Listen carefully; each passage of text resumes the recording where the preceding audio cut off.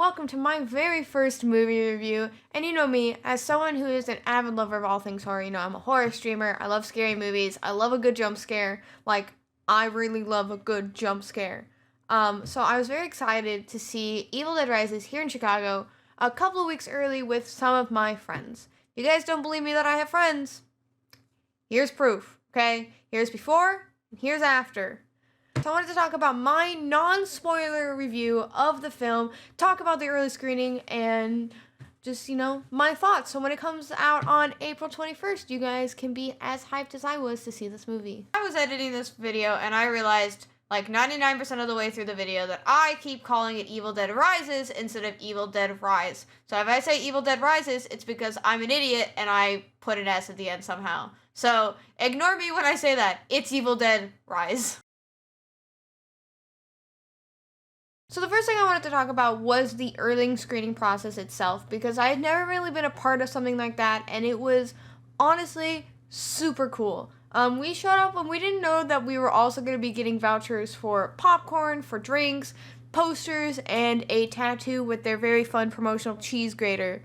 So that was really rad. We also got to see a 5-minute kind of introduction to the film from the producer, Cronin, which was super cool. He talked about the, wanting to connect the old films with this current film, but also having this unique and personalized story, and making sure that they, in Evil Dead fashion, give us all the body horror and gore that we wanted. And let me tell you, they delivered. So once again, thank you so much to Warner Brothers for an awesome time.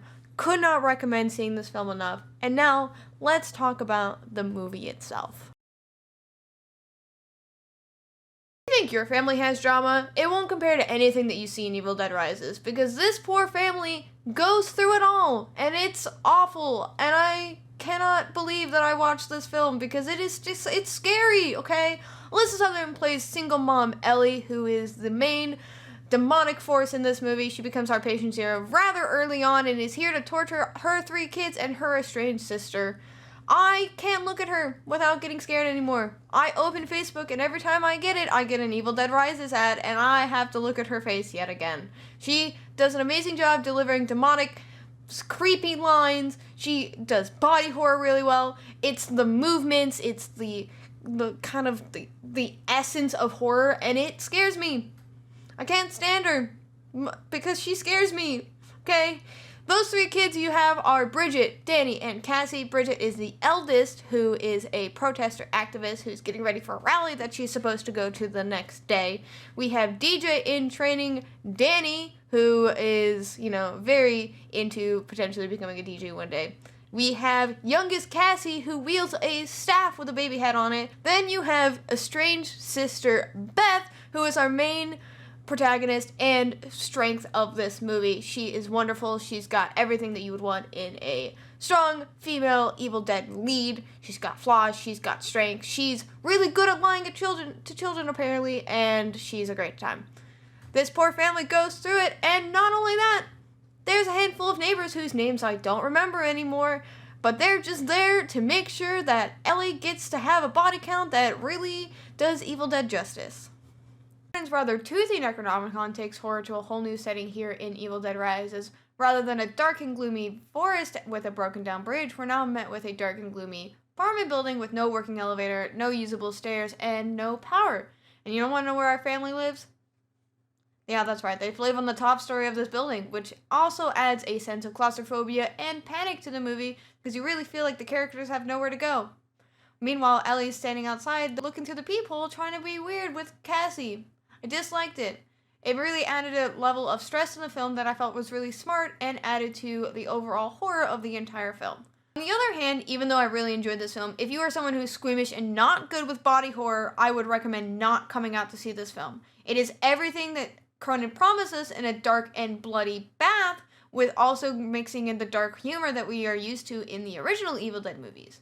It is scary, it is gory, and it is definitely bloody. There's one point where there are gallons upon gallons of blood being doused on people, as well as really disgusting body horror moments that even I had to look away from. I was squeamish, I felt like I was going to crawl in my skin at some points, but I also couldn't look away because I was so enthralled in the story, but it was also so gross. It was gross. That's the only way you can talk about this film, is that it's gross.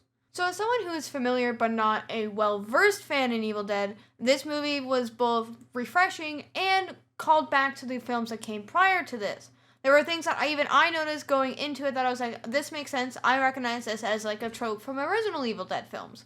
As well as things that I didn't notice that were pointed out to me later by my friends who are more diehard fans. So this gives this movie a sense of freshness while also giving the fans what they want. You don't need to know anything about Evil Dead going into this, which I think is amazing. It stands alone as its own movie, but also being a part of a wider universe, so we can learn and explore this Necronomicon in the future. Now, when I tell you that I was stressed during this film, I'm not joking. I was wanting to cry the entire time. I was both terrified and enthralled by the story.